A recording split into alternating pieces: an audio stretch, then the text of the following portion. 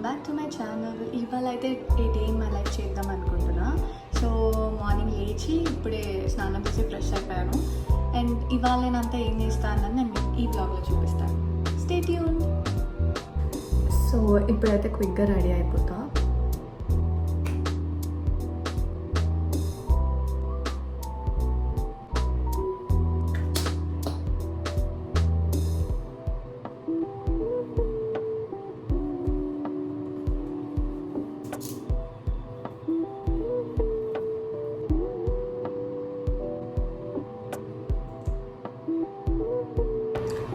So ఇప్పుడైతే ready అయిపోయాను and ఒక 5-10 minutesలో స్టార్ట్ అయిపోతాము.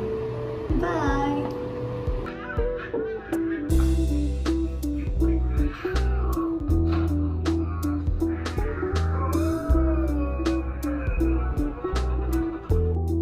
నేను మీకు చెప్పాను కదా బయటికి వెళ్తున్నా అని చెప్పి. సో బయటికంటే ఎక్కడికో కాదు, జస్ట్ కాస్ట్కోకి వెళ్తున్నాం. ఇంట్లో బేసిక్ గ్రాసరీస్ అవన్నీ అయిపోయినాయి అని చెప్పి.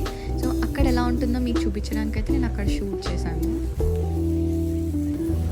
ఇదైతే ఒక హోల్సేల్ స్టోర్. ఇక్కడ అన్నీ దొరుకుతాయి, కాకపోతే ఎక్కువ క్వాంటిటీలో తీసుకోవాలి. ఇక్కడ మీకు కనిపించేవన్నీ డైరీ ప్రోడక్ట్స్ అన్నమాట. పాలు, ఎగ్స్ అన్నీ ఇక్కడ ఉంటాయి. మనకి కాస్కోలో చపాతీ పిండి కూడా దొరుకుతుంది. అండ్ ఇక్కడ నేను చూపించేది ఆర్గానిక్ చియా సీడ్స్. ఇది ఆల్మోస్ట్ లైక్ 3 LBs ఉంటుంది. 3 LBs అంటే లైక్ 1.5 kg. ఇది వచ్చేటప్పటికి $849. అండ్ ఇక్కడైతే తూర్ దాల్ అండ్ ఉరద్ దాల్ కూడా ఉంటాయి. ఆల్మోస్ట్ ఇవి 7 LB ప్యాక్స్ అనమాట. $12 to $15 మధ్యలో ఉంటాయి. ఇప్పుడు నేను చూపించేది basmati rice and Sona Masuri rice. Basmati అయితే 20 LBs $20. ఇది సోనా మసూరి 20 LBs $15-16. ఇక్కడ ఇలాంటి బొమ్మలు కూడా అమ్ముతున్నారు, బికాజ్ హాలోవీన్ వస్తుంది కాబట్టి. అమెరికన్స్ అందరూ ఇలాంటి బొమ్మలు వాళ్ళ ఇంటి ముందు పెట్టుకుంటారు.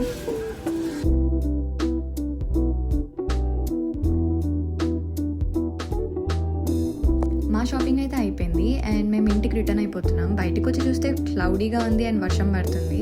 కానీ అది కూడా ఒక 2-3 miles వరకే వర్షం పడింది. సరే క్లైమేట్ బాగుంది కదా అని చెప్పి మేము సన్సెట్ చూడడానికి అని వెళ్తున్నాము. కానీ మేము వెళ్ళేసరికి ఆల్మోస్ట్ సన్సెట్ అయిపోయింది.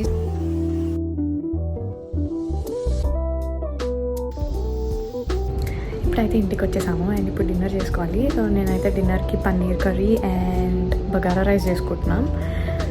లైక్ మా ఫ్రెండ్స్ అందరు చికెన్ కుక్ చేసుకుంటున్నారు. సో నేను paneer curry and bagara rice.